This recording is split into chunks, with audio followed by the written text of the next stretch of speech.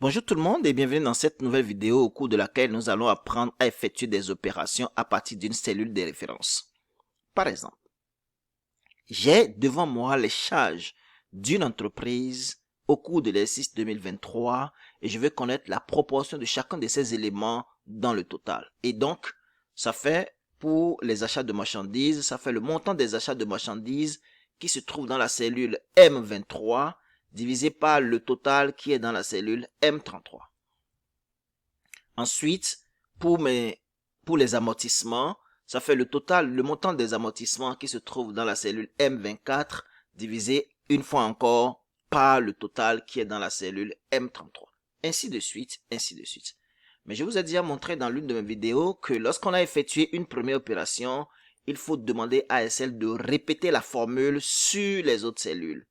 Et voilà, lorsque je le répète, comme on l'a vu l'autre fois, cela m'affiche un message d'erreur. Pourquoi? Parce que selon SL, si la première opération c'est M23 divisé par M33 et que je lui demande de répéter cette action, il va prendre pour la deuxième opération M24 divisé par M34, la troisième opération M25 divisé par M35, la quatrième opération M26 divisé par M36, ainsi de suite.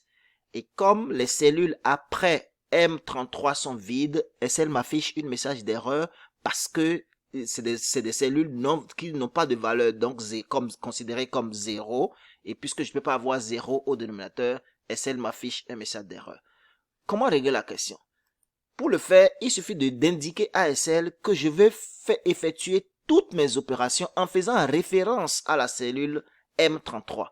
Et donc, pour faire référence à une cellule en Excel, on met le signe de dollar avant la lettre de la colonne et après la lettre de la colonne. Donc, dans ma cellule, au niveau de la cellule M33, je vais mettre le signe du dollar avant et après le M. Donc, la formule dans la barre de formule va s'écrire M23 divisé par dollar M dollar 33 et je valide. Il n'y aura pas de changement au niveau de ma première cellule, la première cellule dans laquelle j'ai effectué l'opération. Mais lorsque je vais répéter cette formule sur les autres cellules, je vois bien que j'ai des valeurs que je vais maintenant ramener le tout en pourcentage. Donc, je clique sur le signe de pourcentage. Et là, je peux essayer de voir quelles sont les opérations qui ont été effectuées. Et je vois bien que pour la première cellule, c'est M23 sur M33. La deuxième, c'est M24 sur M33. La troisième, c'est M25 sur M33. Donc, lorsque vous effectuez des opérations où vous faites référence à une cellule, vous figez cette cellule en mettant le signe du dollar avant et après la référence de la colonne de la cellule. Voilà, ce sera tout pour la vidéo de ce jour. Merci de m'avoir suivi. C'était moi, Eric Messan. À bientôt pour une nouvelle vidéo. Bye bye.